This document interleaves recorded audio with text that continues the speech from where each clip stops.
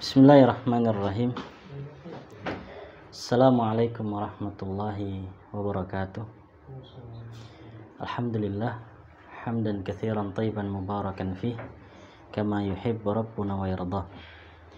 Asyhadu an la ilaha illallah wa asyhadu anna Muhammadan abduhu wa rasuluh sallallahu alaihi wa ala alihi wa sahbihi wa man tabi'ahum bi ihsanin ila yaumiddin, amma ba'd.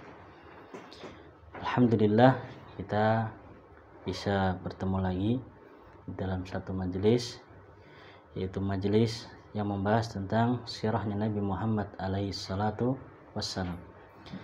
Pada pertemuan yang sebelumnya kita sudah membahas tentang pentingnya mempelajari sirahnya Nabi Muhammad alaihi salatu wassalam, yang mana di sana kita sebutkan bahwasanya di antara perkara yang penting atau perkara yang menunjukkan pentingnya mempelajari sirah, yaitu dengan mempelajari sirah kita bisa menambah iman kita dan bisa menambah qudwah kita kepada Nabi Muhammad alaihi salatu wassalam. Kita akan membahas tentang nasabnya Nabi Muhammad sallallahu alaihi wasallam. Kalau kita membahas tentang nasabnya Nabi Muhammad alaihi salatu wassalam, maka hendaknya kita mengingat bahwasanya beliau sallallahu alaihi wasallam adalah semulia-mulia makhluknya Allah Subhanahu wa taala. Sebagaimana dikatakan oleh Nabi alaihi salatu wassalam di dalam hadis yang sahih, Nabi mengatakan, "Ana sayyidu walad ibni Adam wala fakhr." Saya adalah tuannya anak keturunan Adam dan bukan sombong. Dan kita ketahui bahwasanya Nabi Muhammad alaihi salatu wassalam la yantiqu anil hawa in huwa illa wahyu yuha. Jadi maknanya kalau kita membahas tentang Nabi Muhammad alaihi salatu wassalam, maka yang butuh kita ingat kita sedang membahas manusia yang paling mulia yang Allah Subhanahu wa taala pernah ciptakan di alam semesta ini. Dan beliau juga adalah seutama-utama rasul, dan beliau juga adalah penutup para anbiya. Sebagaimana Nabi alaihi salatu wassalam mengatakan, la nabiyya ba'di, tidak ada seorang nabi pun setelahku. Dan dalam Al-Qur'an Allah Subhanahu wa taala mengatakan, maka Muhammadun aba ahadim mir rijalikum walakin Rasulullah wa khatamun nabiyyin.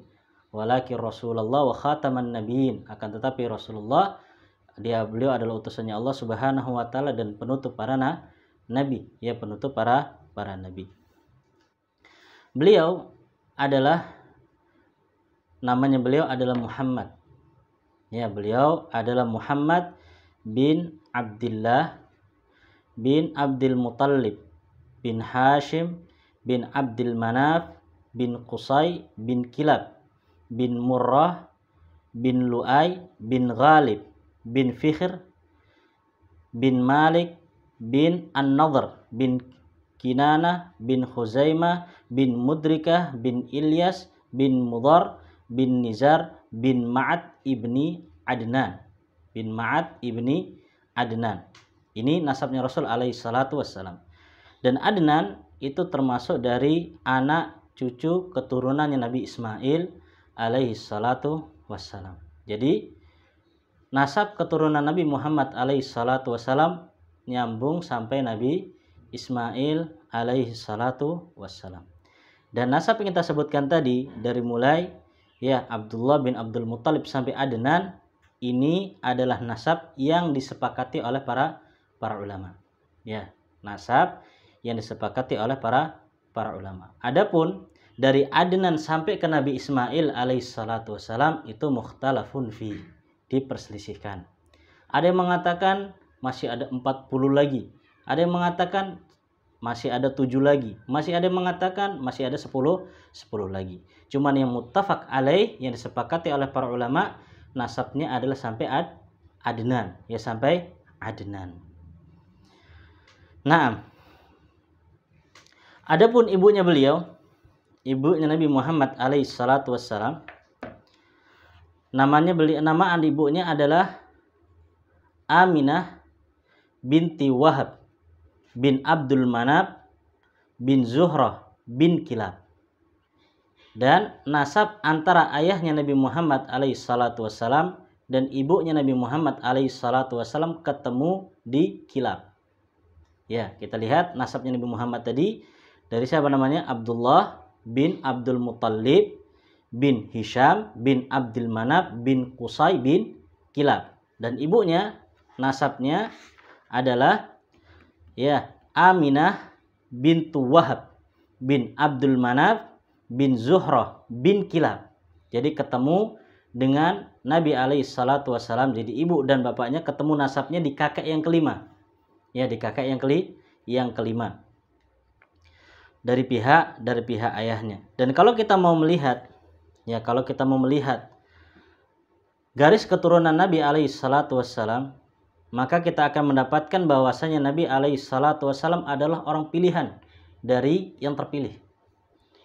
Sebagaimana disebutkan dalam hadis yang sahih dari Nabi alaihissalam, bahwasanya beliau bersabda, istafallahu min waladi Ismail Kinanah, wastafa min Kinanah Quraisyan, wastafa min Quraisyin Bani Hashim, wastafani min Bani Hashim. Yang artinya kata Nabi alaihissalam, bahwasanya Allah Subhanahu wa taala memilih dari anak keturunan Nabi Ismail alaihissalam Kinanah, dan Kinanah adalah kakeknya Nabi alaihissalam. Dan Allah memilih dari Bani Kinanah, dari keturunan Kinanah dipilih Quraisy. Dan Quraisy itu adalah nisbah atau nama kepada kakeknya Nabi Muhammad alaihissalam yang namanya Fihr ibnu Malik. Ya, Fihr ibnu Malik. Jadi Fihr ibnu Malik dinamakan juga dengan Quraisy. Lah, kemudian Allah memilih dari Quraisy Bani Hashim. Ya, jadi Quraisy memiliki banyak keturunan. Dan yang dipilih oleh Allah Subhanahu wa taala adalah Bani Hashim. Dan Allah Subhanahu wa taala memilihku dari Bani Hashim. Jadi maknanya Nabi Muhammad alaihissalam adalah orang pilihan dari orang-orang yang terpilih, yang dipilih oleh Allah Subhanahu wa taala. Dan kalau kita juga mau membaca dan mempelajari atau membaca sejarah tentang kakek-kakeknya Nabi Muhammad alaihissalam, maka kita akan mendapatkan juga bahwasanya kakek-kakeknya Nabi Muhammad alaihissalam adalah orang-orang yang memiliki kedudukan yang tinggi. Yang memiliki kedudukan yang tinggi, memiliki kemuliaan, dan memiliki keluhuran dari darah bangsawan. Ya, dari darah bangsawan. Di antaranya bisa kita lihat adalah kakeknya Nabi alaihissalam yang namanya Qusay. Qusay ini termasuk dari kakeknya Nabi Muhammad alaihissalam. Lah, beliau kakeknya Nabi Muhammad alaihissalam ini termasuk orang yang pertama dari kabilah Quraisy yang diberi wewenang untuk mengurus Ka'bah. Orang pertama yang dari orang Quraisy yang diberi wewenang untuk mengurus Ka'bah, menjaga Ka'bah dan memelihara Ka'bah. Jadi Ka'bah pada waktu itu di bawah tanggung jawabnya Qusay, yaitu kakeknya Nabi Muhammad alaihissalam. Sehingga beliau bisa memasukkan orang yang beliau inginkan kapanpun dan siapapun. Karena pada waktu itu wewenang Ka'bah dipegang oleh beliau. Dan termasuk kemuliaan kakeknya beliau yang bernama Qusay ini, diceritakan juga bahwasanya beliau ini adalah orang yang membawa kaum Quraisy ke tengah kota Mekah dan menjadikan mereka bermukim di kota itu. Yang mana sebelumnya orang-orang Quraisy, kabilah Quraisy itu terpecah-pecah di luar Mekah. Ya, terpecah-pecah di luar Mekah. Kemudian setelah itu dikumpulkan semua dan dimasukkan ke tengah kota Mekah, dan mereka pun bermukim di kota Mekah yang awalnya terpencar-pencar. Ya, yang awalnya terpencar-pencar. Dan ternyata keutamaan yang dimiliki oleh Qusay ini diwarisi oleh kakeknya Nabi Muhammad alaihissalam yang namanya Hashim. Ya, diwarisi oleh kakeknya yang bernama Hashim. Kita ingat tadi nasabnya Muhammad bin Abdullah bin Abdul Muttalib bin Hashim. Jadi kakek keberapa? Kakek kedua. Ana ulangi, ya, Muhammad bin Abdullah. Abdullah bapaknya, bin Abdul Muttalib bin Hashim. Jadi kakeknya yang kedua. Ya, kakeknya yang kedua diwarisi oleh Hashim. Dan itulah dikenal dengan Banu Hashim. Jadi Nabi Muhammad alaihissalatu wassalam dikenal dengan Banu Hashim karena kakeknya bernama Hashim. Nah, sebagaimana kita katakan tadi, bahwasanya keutamaan yang dimiliki oleh kakeknya Qusay itu diwariskan dan dimiliki juga oleh kakeknya Nabi alaihissalatu wassalam yang kedua, yaitu Hashim. Ya, sampai-sampai disebutkan bahwasanya Hashim ini adalah tokoh besar di zamannya. Dari sisi beliau ketika di musim haji, beliau selalu membuat roti yang dilembutkan dan dicampur dengan daging. Kalau di bahasa di negara Arab dikenal dengan tharid. Ya, tepung dilembutkan dicampur dengan daging. Kemudian dibagi-bagikan ke jamaah haji pada waktu mereka sedang melaksanakan haji. Bahkan juga Hashim ini beliau termasuk orang yang mewarisi pemegangan kunci Ka'bah pada waktu itu. Dan beliau juga termasuk orang yang memelopori yang mengusulkan untuk melakukan 2 rute perjalanan, yaitu di masa di musim panas dan di musim dingin. Kalau di musim dingin menuju ke Yaman, kalau di musim panas menuju ke Syam. Ada ingat ayatnya? Li'ilafi Quraisy ilafihim rihlatash syita was-saif.